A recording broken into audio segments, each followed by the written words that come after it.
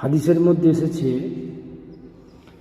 যে ব্যক্তি রমজান মাসে মারা যাবে আল্লাহ পাক তার আযাবকে তুলে নেবেন।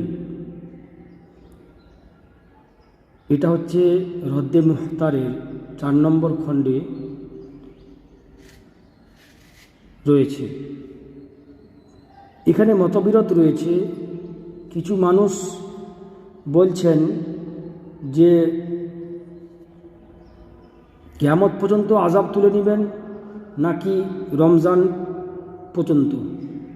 কিন্তু আশরাফ আলী থানভী রহমতুল্লাহ আলাইহি তিনার মালফুজাতে লিখেছেন যে কিয়ামত পর্যন্ত আযাবকে উঠিয়ে নেওয়া হবে। যেটা বলি সুবহানাল্লাহ।